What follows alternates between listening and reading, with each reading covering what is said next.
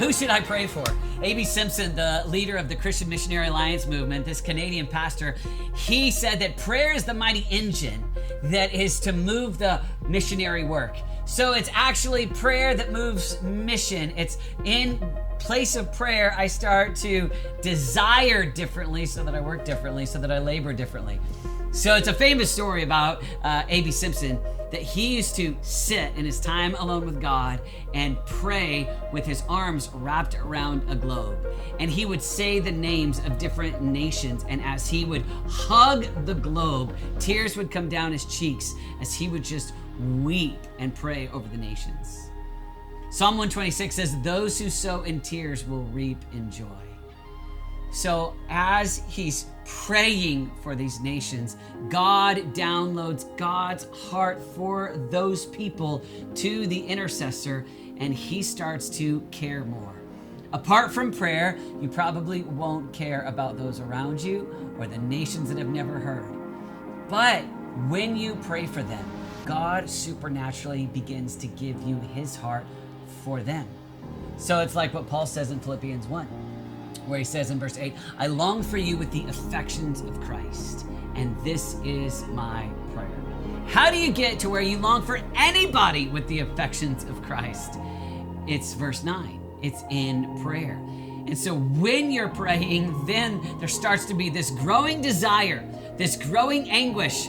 And I'm not trying to over-exaggerate physical tears, but those physical tears are an expression of an internal longing that's going on in the hearts of people that can't help but just erupt with tears. The Puritans actually used to ask God for the gift of tears. I knew of a Christian pastor who for 40 years pastored in Mexico City. And as he and another friend of mine were flying into Mexico City, he had pastored there for 40 years. And my friend, who was much younger, saw him weeping over the city as they were flying into the city. And he just had these tears coming down his cheeks. And my friend said, "What's wrong?" And this older pastor who had pastored in Mexico City for 40 years said to my friend, "After you've prayed for the same city for 40 years and you see it from the sky, the only thing I feel is just, I want God's heart for this city.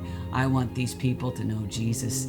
And as he's flying in, he just weeps. He's got tears for those that he's praying for. And I just want to encourage you.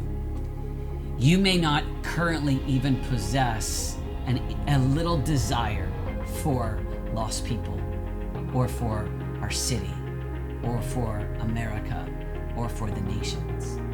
But if you will start to consistently come before God and ask God to give you his heart, then over time, God will begin to give you his heart for the lost, for our city, for the nations. And as you sow in tears, as you pray, as you seek God, you'll start to care more about what he cares about. And I want to invite you just to even get specific to where you're praying for specific people, crying out to God. And over time, you'll eventually end up with more of what was in Paul's heart, where he says, "I long for you with the affections of Christ." And how did you get there? You got there through prayer.